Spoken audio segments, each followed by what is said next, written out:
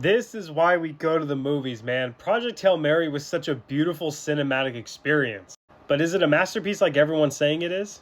As you can tell, I just got out of watching Project Hail Mary, so let's recap, let's review, let's talk about my spoiler-free thoughts on the film. Do me a favor, if you love movies and movie content, drop me a follow. I am so glad I went to go see this movie on the big screen. I probably would not have enjoyed it as much as I did if I saw it at home, but I am honestly not much of a sci-fi movie person, and this, to be honest, is going to change my whole perspective. I know I'm going to get flamed for this, but I have not seen a lot of the big sci-fi movies, and one of those includes Interstellar. But after seeing Project Hail Mary, I no doubt will be watching Interstellar very, very soon. A movie like this reminds me why I love the movies and going to the movies so much, because it's an experience and it deserves to be experienced with other people, and that's what makes it that much more enjoyable. Now, if you've seen the trailers, you know this movie is about Ryan Gosling's character, Dr. Ryland Grace, who wakes up in space and has no knowledge of how he got there, but after time he comes to realize and remember that his mission is to save the sun. This performance by Ryan Gosling did all but cement himself for a nomination for Best Actor at next year's Oscars. You could tell Ryan Gosling really poured his heart into this role as he had so much charisma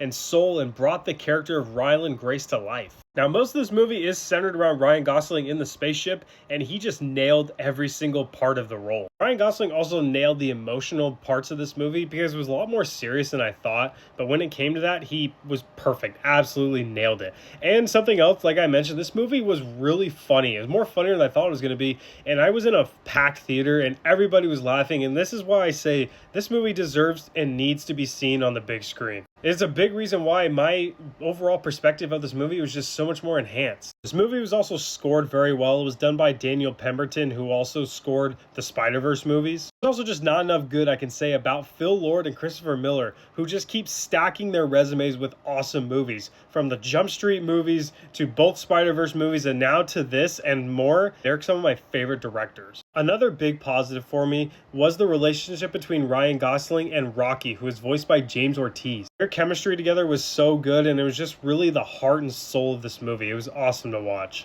I really don't know how these movies can keep making us fall in love with these inanimate objects who talk, but Rocky was amazing. I mean, how can you not love Rocky? A couple moments with him, though, that got me a little teary-eyed. This movie is 2.5 hours long, and there were a couple times you could feel the runtime. Like at the end, seemed like they were almost like faking the endings where you thought the movie was going to end, but it kept going. But I didn't find that to be a problem because everything that was delivered after that was just so perfectly executed and so well done. Overall, I really enjoyed Project Hail Mary. I ended up giving it 4 out of 5 stars on Letterboxd. Project Hail Mary is definitely going to get me more tapped into the sci-fi genre. If you've seen Project Hail Mary, do me a favor, drop a follow. And if you haven't seen it, I couldn't recommend this movie enough. Go watch it in a movie theater.